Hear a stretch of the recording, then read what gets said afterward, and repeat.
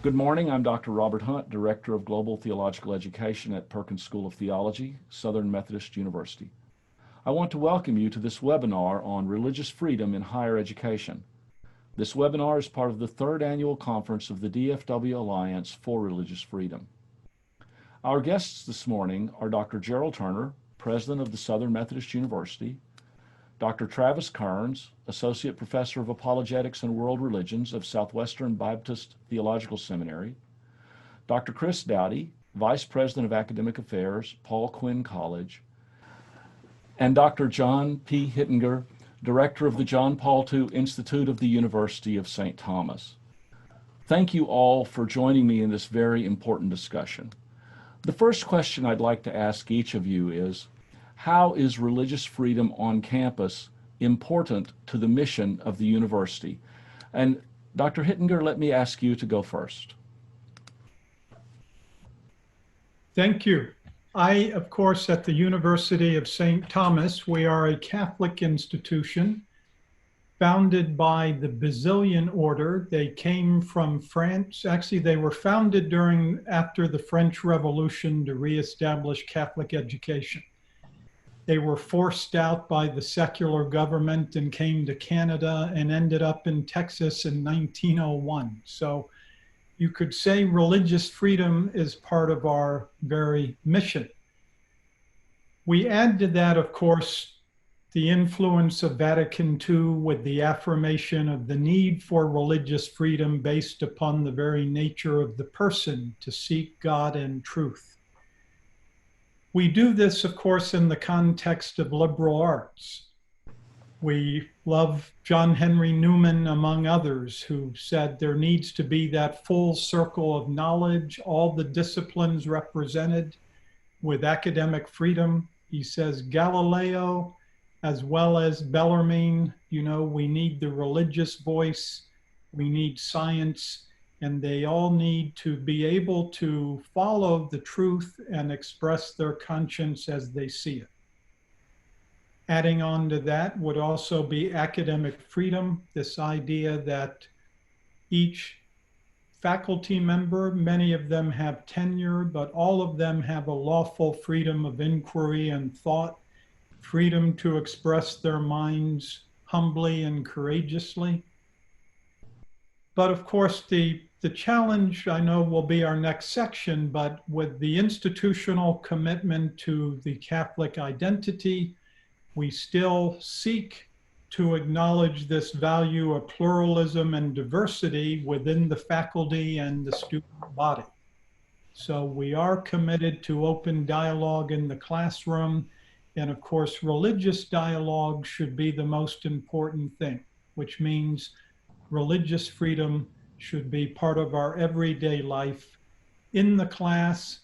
And finally, I would add our institution does cooperate often in religious dialogue with non-Catholic Christians and non-Christian groups, again, so that people feel free to express their thoughts, to do it in a respectful way, but most of all, to have that dialogue and really a kind of friendship based upon what makes this country great, and I think what makes our institution such a value for this country, that we are faith-based and keep that voice present and interacting with our society. Thank you. Thank you very much. President Turner, may I ask you to go next? Thank you. Obviously, higher education in America had its beginnings in private institutions, basically founded by religious organizations, most of them Christian, fleeing religious persecution in many instances, and hoping to establish more religious freedom in the New World. And so as a result, various colleges, Harvard beginning to be in the first one, and so on, that now make up more or less the Ivy League, and some of their sister institutions have very long histories that go back to an effort to be able to study, worship, and teach religion from a freedom standpoint, that they were free to teach it any way they wanted to. Over the years, of course, what has happened is that in many instances, those who came to practice a religious freedom after a few generations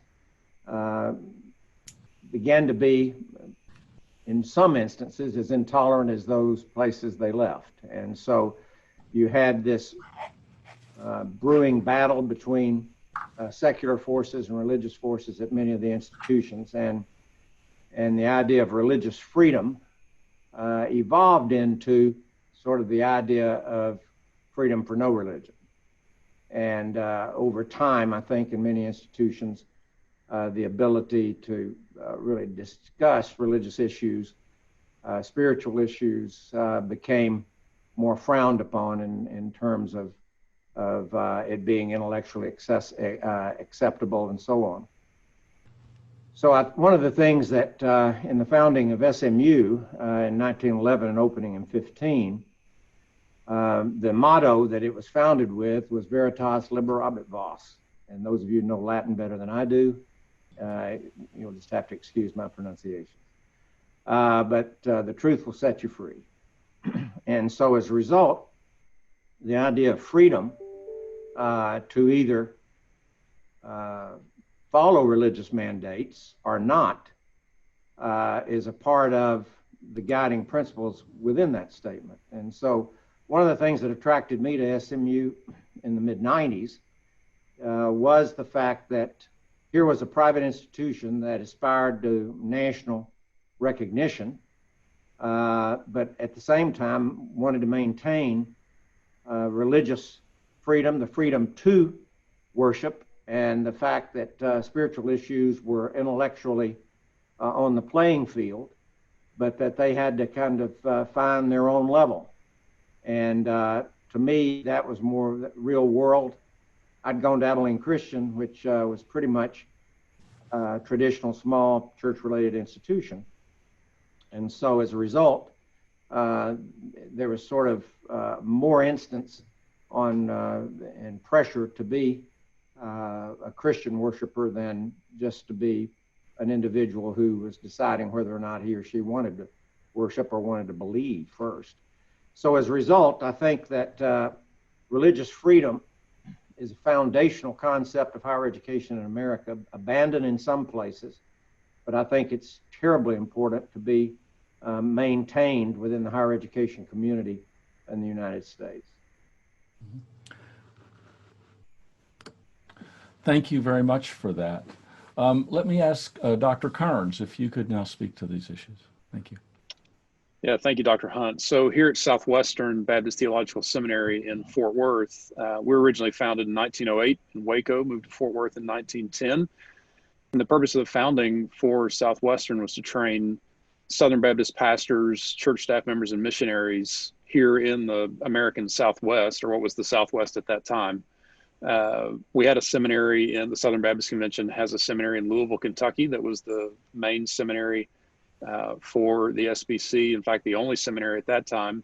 And our founder, B.H. Carroll, who was former pastor at First Baptist Waco, realized that we needed a place to train church staff members and missionaries in the Southwest. So it's the reason for the founding of Southwestern. As far as religious freedom on the campus, it's vitally important. And historically, Baptists have been one of the leaders in arguments for religious liberty, not only in culture, but religious liberty just kind of generally speaking. Now, Southwestern's a bit different as a confessional institution, simply because we're holding to the Baptist Faith and Message 2000 as the main confession for the institution. That does not mean that there's no religious freedom on campus. However, it does mean that in order to come to Southwestern, you have to be a confessing Christian, have a church recommendation, so on and so forth. Now, the issue, though, is if you have in the U.S., especially if you begin to have a university system that does not have the ability for expression of religious freedom on a campus, then you necessarily stifle the educational experience of the student. I know our next question, getting into challenges of that, will deal more with those specifics. However, I think it's vitally important to be able to have religious freedom on a campus even in a confessional institution, as Dr. Hittinger mentioned, we still have the ability as professors, as long as we're within the bounds of the confession that governs our institution, we still have the ability to explore, to write, to research, and to teach. So there's still freedom even inside of a confessional institution. But overall, as I mentioned, I think it's vitally important, both at private schools and at state schools, to have religious freedom on the campus for students and for professors. Thank you very much. And finally, Dr. Dowdy, I'd like to ask you to speak to the first question. Thanks, I'd be happy to. And I'm going to burn some of my time just to say thank you for letting me be part of the conversation, inviting the college to engage in this way. And it's such a pleasure to be in this conversation with these folks in particular, and to hear from the Catholic perspective for somebody that's involved in the study and explication of John Paul II's work, and Professor Kearns, your work at Southwestern Baptist. It's so important to think about how we connect that confessional reality to the moment. And President Turner, I myself graduated a couple times from ACU, and once from SMU. And once from SMU, I know. I checked you out. I thought, all right. You checked me out. I Googled you too ahead of time, so that's how, I'm glad we had that connection. And I used to work in the building behind you, in your backdrop, with Robin Lovin and with Charles Curran. And they've influenced my thinking about religion and politics and religious freedom quite a bit. And the diversity of religious thought within, as Professor Kearns was saying, the diversity of religious thought within religious groups themselves. It's not about preserving monocultures or traditions. That's not what these institutions are for. They're for exploring and for transforming and sustaining those traditions of conflict and of interpretation.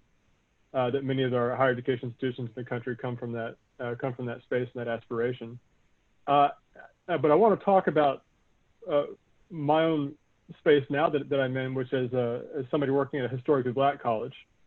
And HBCUs have, I think, a unique space, occupy a unique space, play a unique role in this sort of ecosystem of religious freedom. Many of them were formed by religious partnerships or by denominations.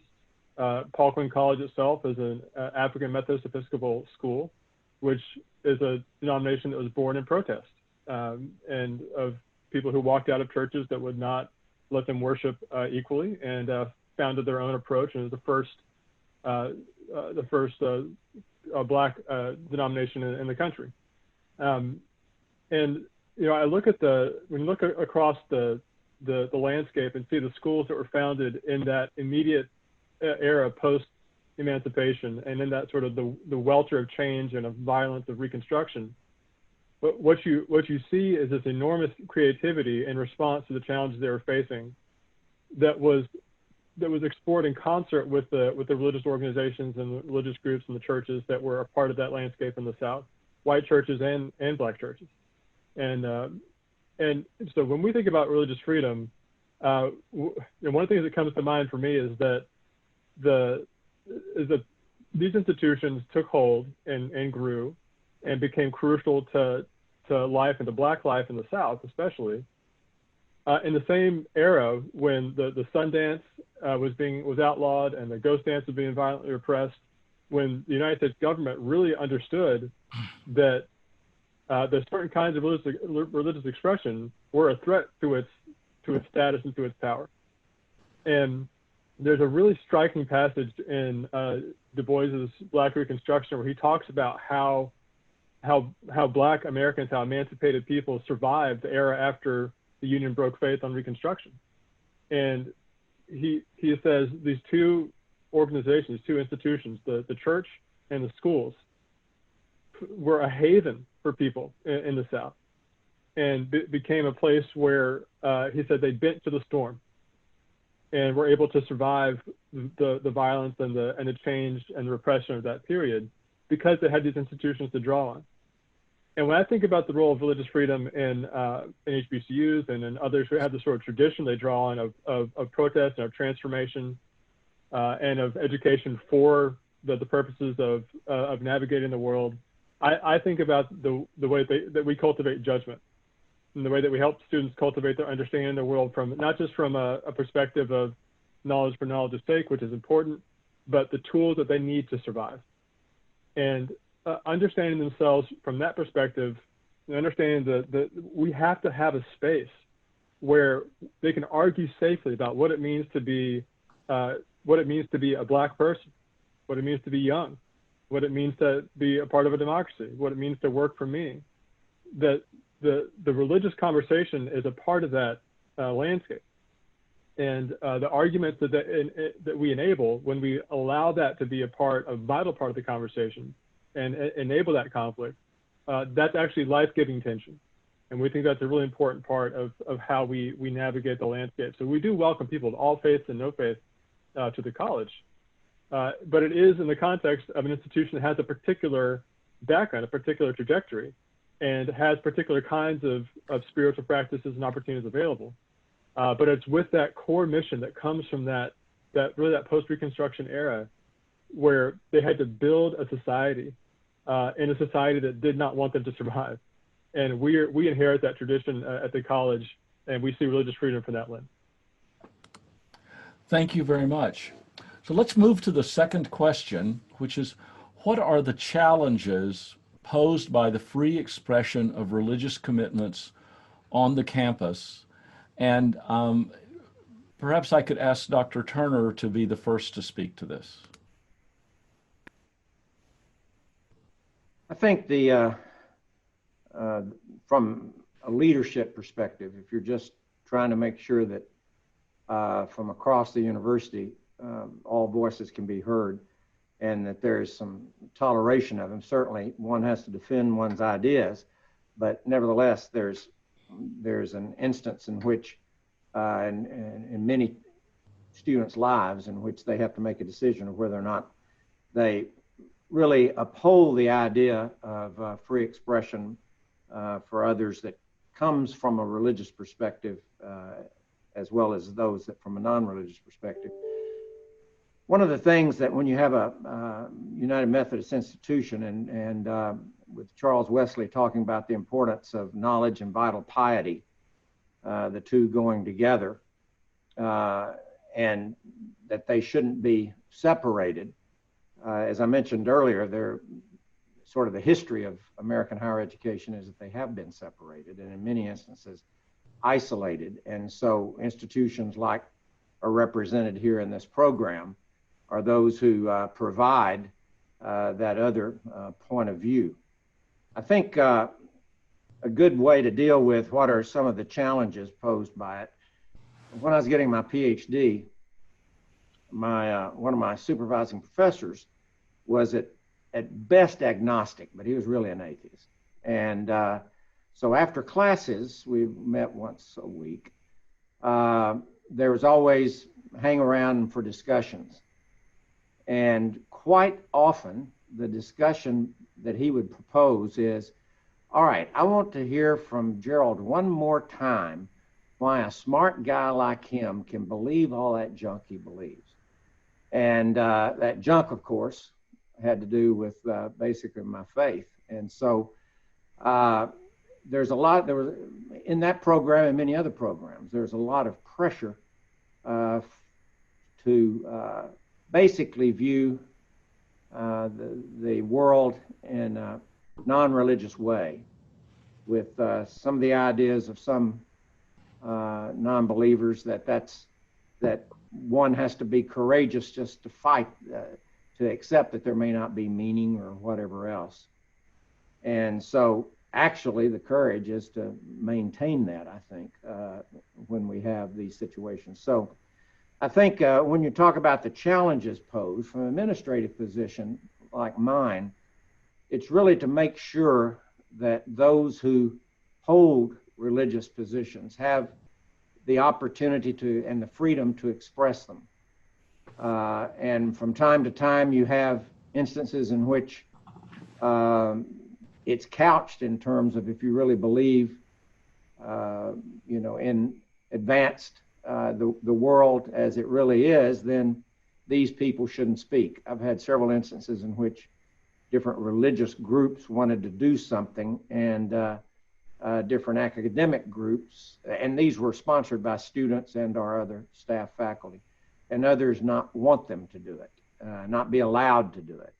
And so I think what you have to have is the opportunity to not only defend the ability to have religious freedom on campus, but in some instances insist on it and basically communicate it as a value. I think there's a sense in which some wish to view religious freedom and the ability to speak about religious and spiritual issues as something that is less than what ought to occur at a great academic institution.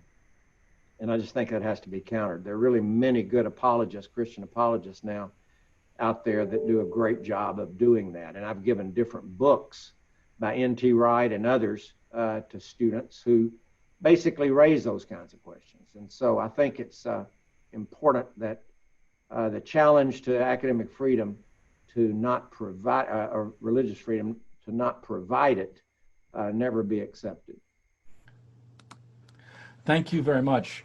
And let me ask if Dr. Kearns could speak to this. I know you'll bring a little bit different perspective, both from your own campus situation and where you're located in the larger world of secondary and tertiary education. Yeah, thanks, Dr. Hunt. So for me, it's just personally, it's a bit different in that my educational experience has all been inside Southern Baptist life. So my undergrad is from a South Carolina Baptist institution, and master's and PhD are both from Southern Baptist Theological Seminary in Kentucky.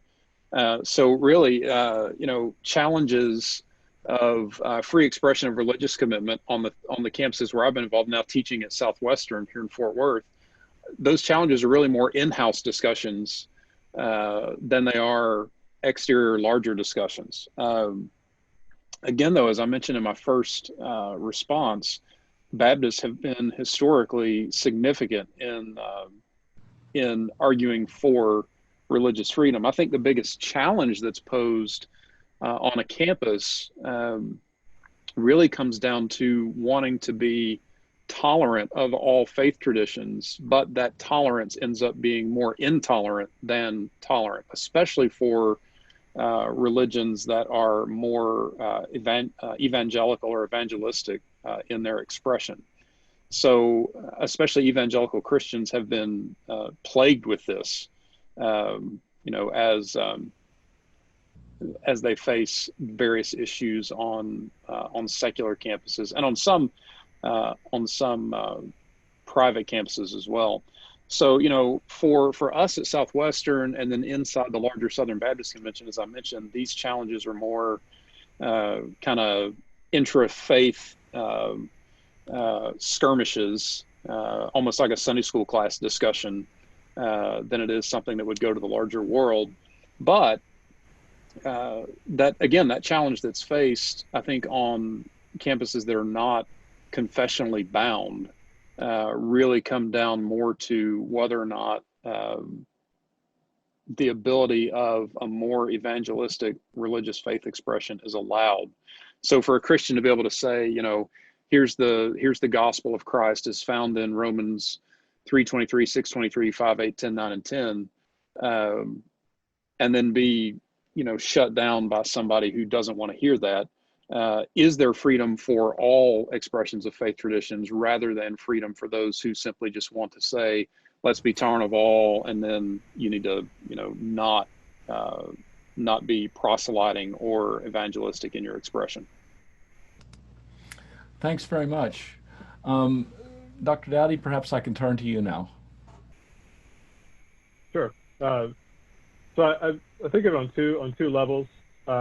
One is sort of I think tracks with what both President Turner and President Kearns are mentioning, the sort of the risk of collapsing the tension of inquiries, so that we suddenly have students who are on two different planes in the world of our colleges and universities, where some feel like they have special access to the sort of public life of the college or university, and others feel like they are restricted in their ability to engage fully in the public life of the college or university. I think that's a real risk when you are on either side of that, so either the confessional or the toleration so into that spectrum, where you're trying to figure out the best way to keep that the contestation, the tension live.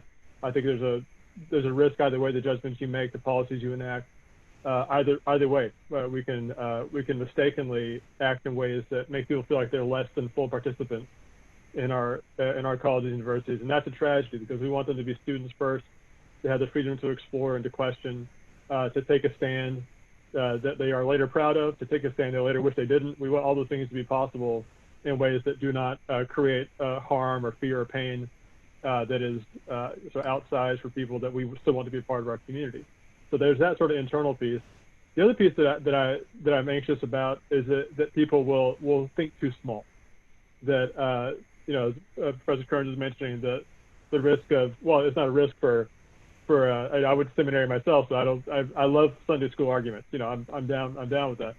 But I think that one of the challenges is getting our students to see outside of just their own universe of concerns and of immediate sense of validation, to look outward and say, how are our Muslim brothers and sisters who are part of our campus community, and then also who are affected by the hostility that's been so pronounced to them especially the past 5 or 6 years, but since September 11th, certainly, as a part of our national sort of fabric. How are they dealing with that diminution of a whole nother segment of the world's great religion? How do they understand the growth and transformation of the Jewish community in Dallas and our relationship to that community and within our college and its interactions? And when people do not see beyond the horizon of their own experience and their own sort of ideological commitment, we do a disservice to them as students. And what we want to do is turn them outwards and say, the ways that you may feel diminished by somebody dismissing your religious beliefs, imagine if somebody's trying to keep you out of the country because of your alleged religious or national affiliation, and what that would do to your sense of personhood and dignity. And so we try to turn our students outward towards the things that are at stake for people who are who also have the right to express themselves religiously, but who may not be on campus, but who should be a part of what we are thinking about and the world that we are cultivating a love for when we are on our campuses. So those are the two big things. I think collapsing the tension in a way that diminishes people's participation in our campuses, and then collapsing our attention to the outside world so that people don't see the bigger context of where real religious persecution and pain is happening. Thank you very much. Finally, Dr. Hittinger, if I may call on you. Yes, thank you. I need to say a little bit about our institution and the question of John Paul II. He issued this document, Ex Corde Ecclesia, which did have some protocols for keeping a sharp Catholic identity, with things like hiring a majority of Catholics on the faculty, asking theologians to get a mandatum. This, of course, has not been embraced by the majority of Catholic universities. Ours has chosen to follow that path. Now, I just want to say by and by, I was a student at the University of Notre Dame, which has chosen not to follow Ex Corde, and many Catholics are concerned that its Catholic identity is weakened. It still is a great presence for the church, but on a given day in a majority of the classrooms, you may not know you're at a Catholic university. But with that said, I've also got to make this plug. Notre Dame was a great education. My best professor was Stan Hauerwas, who introduced me to Paul Ramsey. So, the fact that a good pluralism is present on Catholic campuses, Notre Dame is a great witness to that. But I do think there needs to be, at least our institution wants to try to keep this sharper Catholic identity. Now, with that said, what are the challenges for us? You see, with Notre Dame, it may be losing the Catholic identity. I think ours is there can be an impatience, understandably, on the part of some students or faculty with that institutional commitment. Now, again, I think the Baptist institutions have done a good job, or at least are doing a similar thing to have that mission clearly stated, hiring to mission, and even having some protocols. But some students may not fully understand that. Non-Catholic faculty, or perhaps even other Catholic faculty, may get impatient that there may be procedures for vetting speakers. Not that we want to keep people off campus, but just we want to keep some orderly idea of what this education amounts to. So I do think that's a challenge, is that we've taken the path of ex corde. We have to be able to deal with the, like I said, the potential misunderstandings or frustrations that some may have with those commitments. On the other hand, I think every university will have the problem that is, I would just say, the Socratic problem, which is, Athens doesn't always look kindly upon those who do want to question and pursue a life of inquiry. So I do think Catholic universities such as ours, which are listed in this so-called Newman Guide, I'm not sure if you're familiar with that, but it's a Catholic group that has found, say, 12 to 15 Catholic institutions that do try to follow ex corde. But that base, I would say, is impatient in their turn and sometimes fails to appreciate that it's the very purpose of a university to engage in dialogue, explore issues in contemporary art, culture, science that pose new viewpoints or challenges to faith. If it doesn't happen in the university for a religious group, it's probably not going to happen. So it's a vital role we play. I would say the third one I'll just mention briefly is the challenge of our culture today and modernity. And that is, and this country sees pluralism, rights to religious freedom being based upon either relativism, skepticism, and indifference to the truth of religion. I think that is also a challenge, to be able to have the freedom of an institution and professors to teach the truth, giving an account as they see it, but without an embarrassment of saying, this is the truth, or it's the fullness of truth. So to give up on the search for truth, religious truth at its core, is to give up on true education and true freedom. So I would argue. Thank you. Thanks very much. I appreciate all four of those answers, and we'll move to the final question. And I'll ask Dr. Kearns to answer this first, and then we'll go around again. So how does your school meet the challenges and still foster a culture of religious freedom? And again, Dr. Kearns, you'll have a particular insight on this from your location. Thank you. Yeah, so here at Southwestern, again, it's a little different from other universities and colleges simply because of the confessional nature of the institution and the reason for the existence of the institution. It's an interesting time in which we live to be in a strongly confessional institution. At Southwestern, our president, Dr. Adam Greenway, says all the time, the Bible is the main textbook for every course. It may not be on every syllabus, but it's the main text in every course. It's the foundation from which every professor teaches. So having religious understanding here obviously is going to be a little bit different. The way that I do it in my classes, particularly, I don't know other classes are the same way with other profs, is the area I teach in is mainly in world religions and in new religious movements. Mm-hmm. So I could, either tell them, hey, here's what a member of the Church of Jesus Christ of Latter-day Saints believes. Here's what a Jew believes. Here's what a Hindu believes. Or I could have them read materials specifically from writers in the LDS Church, from writers in Judaism, from writers in Hinduism. So I think that helps our students get a fuller understanding of what other faith traditions hold to and how they express those traditions. In the same way, I would hope that if somebody on a Christian campus is teaching Christianity, I would hope that they would have, textbooks or material written by Christians in order to explain Christianity. So we meet the challenges here simply by allowing students and encouraging students to read opinions that we know they will disagree with, and then challenging them to think through not only why you disagree with it. So from a biblical worldview foundation, here's why you disagree with it. Here's how to answer that. But at the same time, it's also a good exercise in self-reflection.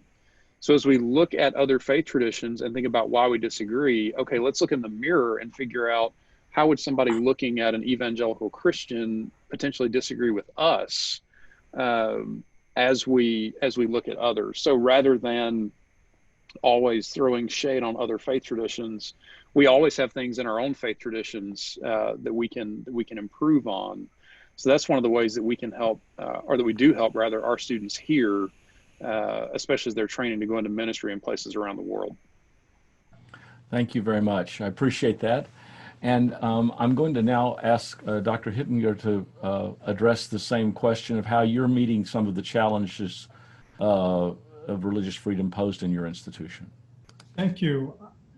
The first thing, of course, is to just have that institutional clarity of the mission, and the rationale for a curriculum, the tenure process, so that people know, students and faculty know how the institution works and how freedom is part of the life. But again, it's within the context of the common good of its identity. With that said, I think the deeper issues, we deal with it through emphasizing philosophy, because this discipline is the one that should have that open search for truth, with traditions representing so many different aspects and perspectives. And then focus through, I would say, our centers and institutes, I think, help keep this spirit alive of dialogue and religious freedom. We have the Center for Faith and Culture.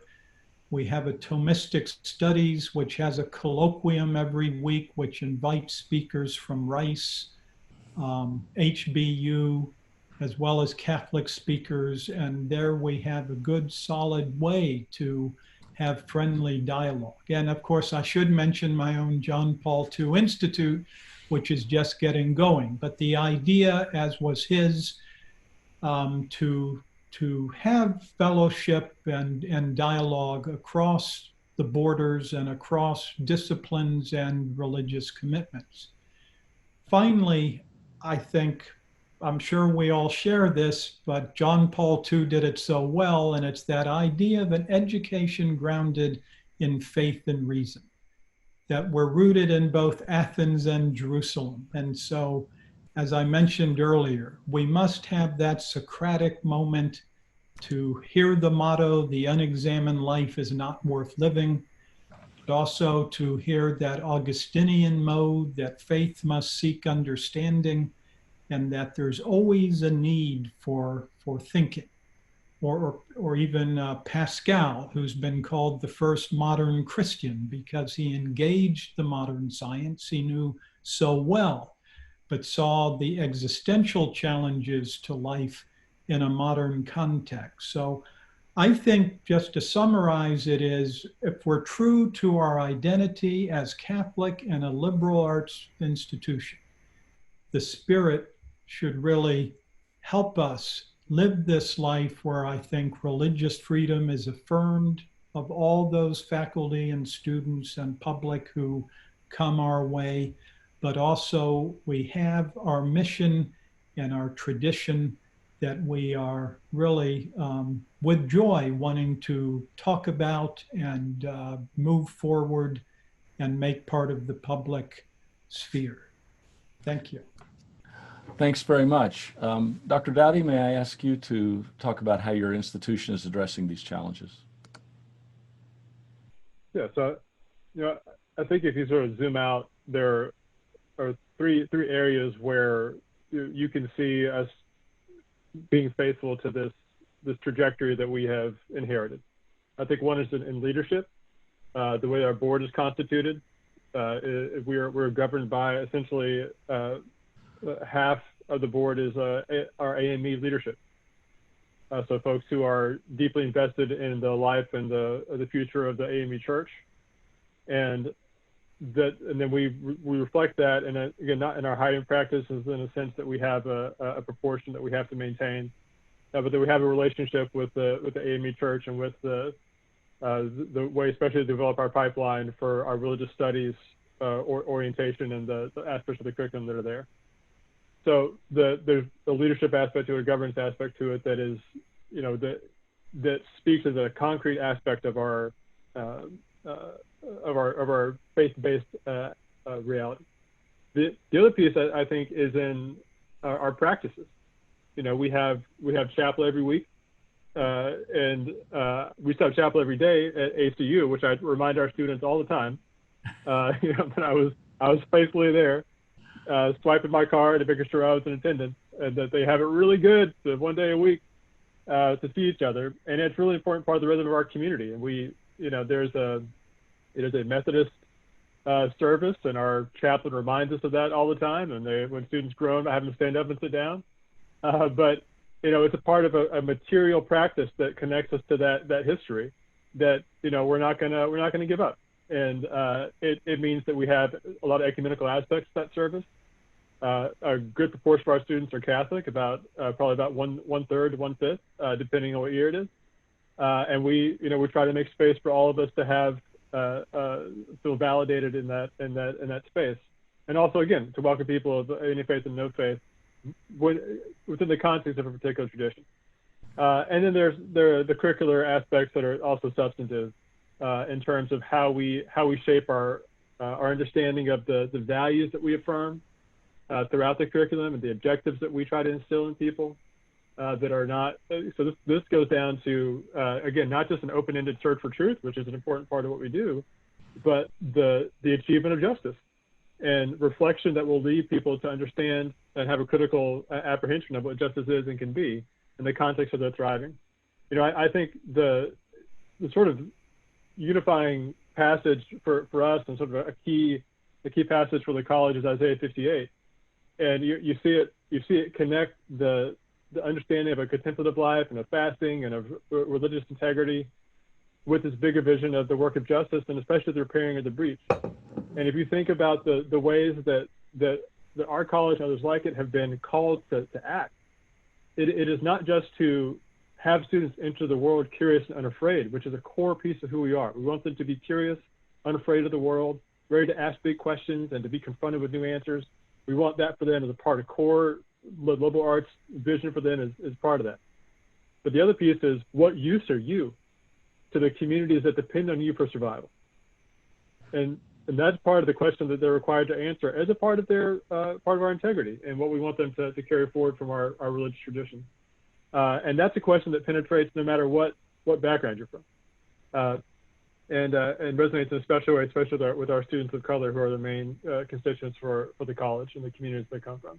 So we feel like that is in terms of substantive things that we can deliver. It's not just the governance, which is key. It's not just the practices, which are important. It's also that substantive shaping the curriculum of that culture and the attitude of, not only are you curious and unafraid, but what good work can you do for justice that will come through for the people that depend on you? And that's a key part of our identity.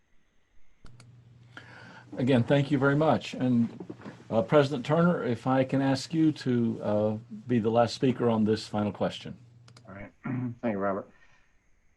Obviously, at SMU, we're very proud of the Perkins School of Theology. And as you come into the campus, it's one of the first group of facilities that you see if you come in through Bishop Boulevard, the main entrance to campus. Perkins Chapel is one of our two iconic buildings on campus. The one behind me, Dallas Hall, and Perkins Chapel are the two most photographed facilities that we have, and I think they very rightly symbolize the balance between all of the areas that make up a university, as well as the theological aspects of it. I think to maintain the orientation of a school like SMU that is trying to make sure that its religious heritage continues, and that the ability to have faith and spiritual issues be at the core of the understanding and hopefully the inquiry of many of our students, requires a real diligence. And, my sense is that when I'm getting criticism from the far left and from the far right, I must be in the right place, because my sense is that the real far right and the real far left are the same people. They just came to different conclusions. But their intolerance of things is very similar.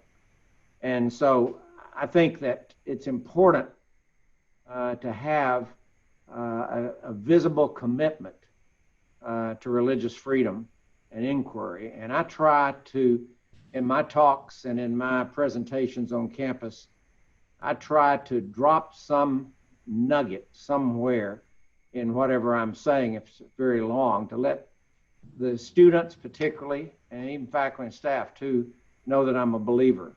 And it doesn't mean I have to preach to them. If they want to hear that, they can go to Highland Park United Methodist Church, where I've preached one Sunday a year for a long time up till this year, and still teach a Sunday school class nearly every Sunday, but that's for a much smaller group. But I think symbolically it's important in an institution in which Christianity has to really fight to maintain and have its own level recognized. Then I think it's important for the visibility of that history and that heritage.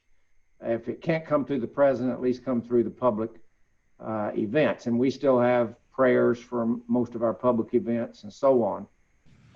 And we still have a lot of religious-based activities around religious holidays and so on.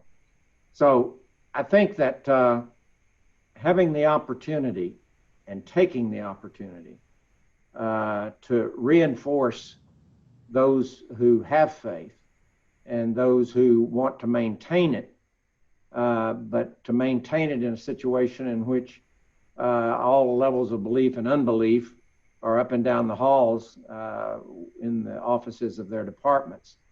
From the standpoint of our students, about 14 to 15% of them are Methodist, and about, as Chris said, about 28 to 30% are Catholic.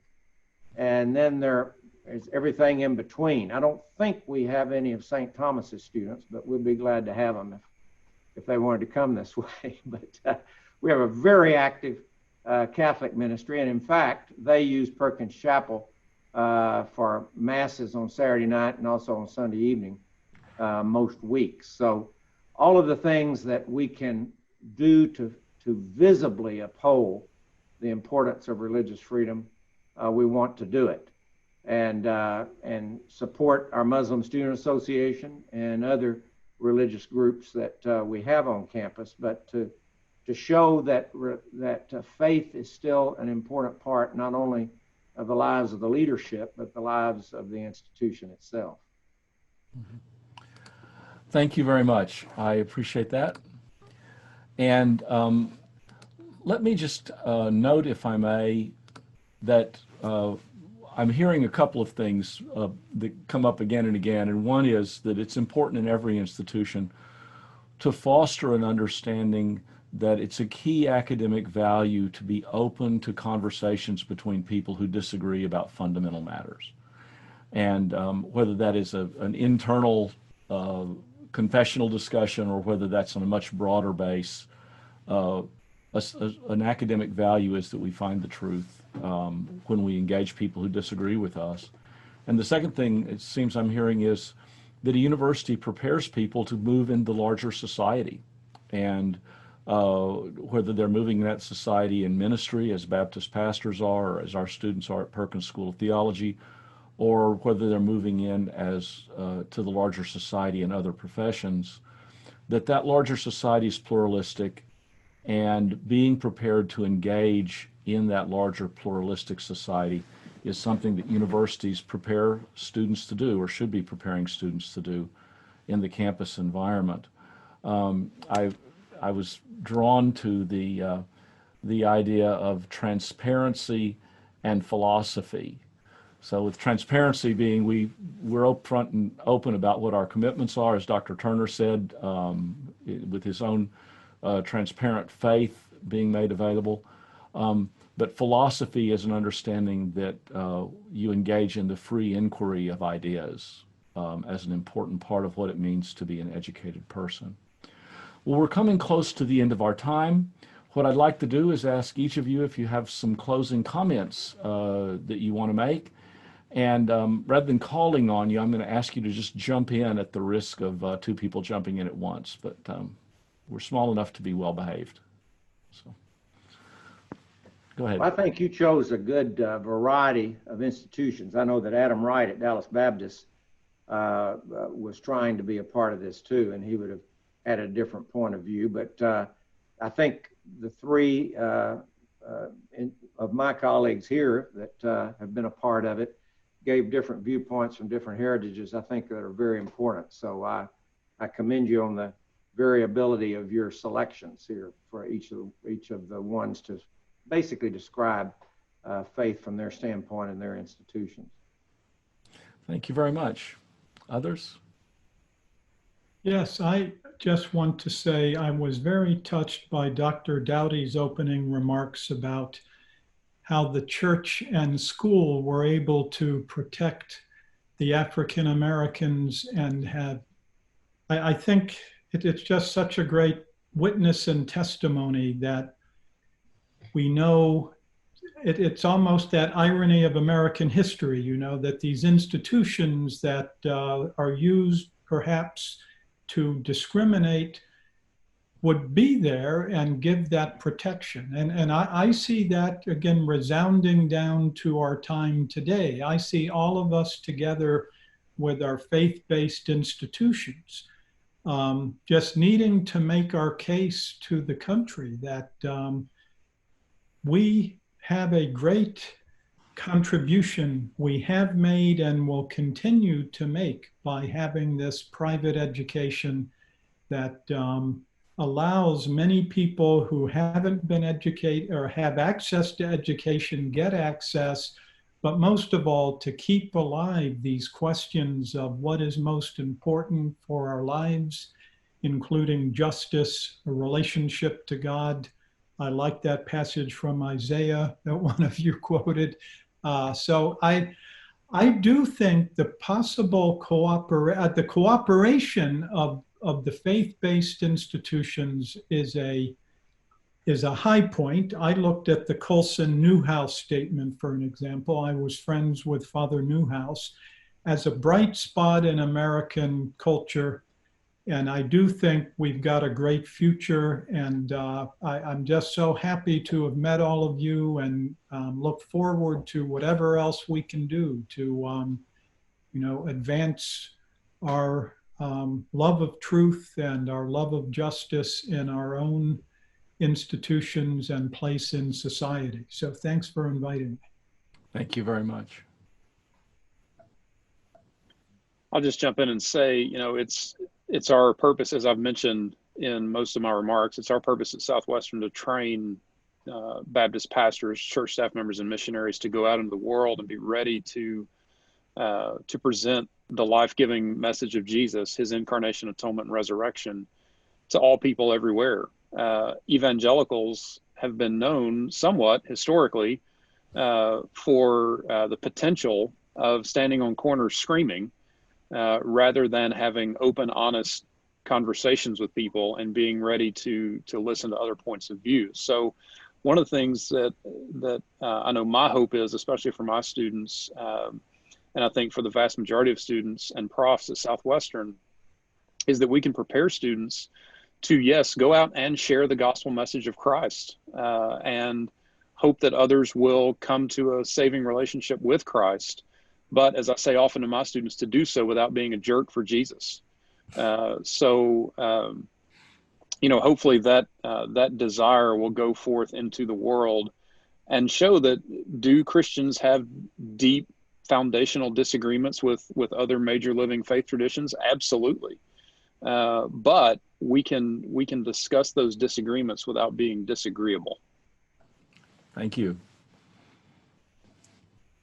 Yeah, so I don't know if I want to say I disagree or anything with the civility stuff, because I do want us to be able to have decent conversations. I was trained in philosophy and ethics, Dr. Hittinger, and I actually at SMU and ACU, was also raised in the Church of Christ. So we heard a lot of sermons out of James, and I know that faith that works is dead, and so one of the things that I think about in terms of the way that becomes live for our students in our reality is that we have to continually interrogate whether we are making the things of life and of peace available to our students or not. And that's part of our responsibility in this conversation about what kind of religious discourse, what kind of religious conversation we're making available to them, and are we enabling the kinds of confrontations and the kind of the kind of tension and conflict that will help them to have the tools to survive a world that is often hostile to them. And that means different things for different campuses, but for us, the AME has a tradition of naming the demonic forces in the world that are arrayed against the people of God. And there's a certain power to that, I think, that lets us, interrogate our own practices and say, what tools are we giving our students to rightly divide the word, and to put themselves in a place where they can understand and embrace and be part of a pluralistic society, but also make common cause and solidarity for justice with people in ways that don't always make them lots of friends, but do put them in on the right side of history. And that is that's our aim, is to build repairers of the breach who know that there are problems to be fixed, and know that the faith must issue in those works to be living and active. So I think that's a continual challenge, that tension. I just never want to lose that. And this is so enjoyable to me to be able to do this, the conversation with everybody. I want to echo President Turner's gratitude to Dr. Hunt for organizing this particular group together, and be able to hear from you all is really a gift, and I appreciate it. Thank you very much. And thank you all very much for participating in this webinar as part of the DFW Alliance for Religious Freedom Third Summit this October. For those who are listening, I want to remind you that there is a podcast that I host, Interfaith Encounters, and since the first episode dropped on October 6th, I have been interviewing a wide variety of people about their understanding of religious freedom, including academics, pastors, think tank folks, lawyers, constitutional lawyers, etc. You can find the podcast Interfaith Encounters on any of the usual podcast places. But if you're interested in continuing this discussion on religious freedom that we are part of, that's a good place to go. So once again, I want to thank Dr. Kearns, Dr. Hittinger, Dr. Turner, and Dr. Dowdy for being part of this. And for those of you who are watching it, thank you for being part of this summit. Dr. Adam Wright, president of the Dallas Baptist University, was unavailable for the original webinar, but has graciously added these comments from the distinctive perspective of his tradition and institution. I want to welcome Dr. Adam C. Wright. He is the president of Dallas Baptist University. Dr. Wright, thank you very much for being part of this. We have three questions that are part of our webinar here. The first is, how is religious freedom on campus important to the university? The second is, what are the challenges posed by the free expression of religion to the commitments of the university itself? And the third is, how does your university meet some of those challenges that come about because of religious freedom or religious liberty? Well, I really appreciate the thought and insight to those questions, and really appreciate getting to be a part of this very important discussion. Understanding and exploring the role of religion and government is crucial. Both internationally and nationally, religion has played a role in shaping cultures, politics, education, study of history, and if we're to meet our mission at DBU of providing quality higher education, which will produce servant leaders who have the ability to integrate faith and learning through their respective calling, our students, they have to encounter the importance of religious liberty for all people, through their studies in their history classes, religion classes, sociology classes, political science classes. The list just goes on. But not only that, our integration of faith and learning must put principles of religious freedom into practice at our university, meaning we emphasize what John Witt Jr. stresses in his book, Religion and the American Constitutional Experiment, as the essential elements of religious liberty. Liberty of conscience, free exercise of religion, religious pluralism, religious equality, separation of church and state, and disestablishment of religion. As a Baptist institution, this fits well for us. As Baptists, we have traditionally championed separation of church and state and religious liberty for all people. So as a Christian university that's attempting to be very Christ-centered in our approach, claiming a Christian worldview, certain free expressions of religious commitments can be challenging. This is somewhat related to society as a whole dealing with religious pluralism. In The Challenge of Pluralism, Mansma and Soper discuss the difficulties of a society accepting, protecting, and practicing religious pluralism. The conflict is most significant when a group's religious practices violate a societal norm, or in our case, a community norm for our university. How significant must the disruption to the normal functioning of a society be before government has a right to limit or forbid a religiously motivated practice? For a private Christian university, the level of scrutiny doesn't have to be as high as the state, and the right of the university to limit or forbid is not as stringent as the state, but we still wish to respect and value customs and practices within what is acceptable for the standards of our university. Values differ by faith, religion, denomination, generation, and personal conscience. And the challenge a university faces is explaining effectively the values and expectations the university espouses while valuing the diversity of opinion, which can then either enrich the campus experience or hamper it. And finding the right balance continues to be a difficulty for religious institutions, particularly as we enter this next decade. The debates on the horizon will be couched in theological and moral terms for all sides. So how to effectively manage free expression without damaging the mission and purpose of the university is a key issue moving forward. We can't just say we have a Christian worldview and expect that everyone and even especially Christians will agree upon what that means. But as Mark Knoll writes, who I have a tremendous amount of respect for in The Scandal of the Evangelical Mind, he says, quote, "In the end, the question of Christian thinking is a deeply spiritual question. The search for a Christian perspective on life, on our families, our churches, our economies, our leisure activities, our sports, our attitudes to the body and to the healthcare, our reactions to novels and paintings, as well as our churches and especially Christian activities, not just an academic exercise.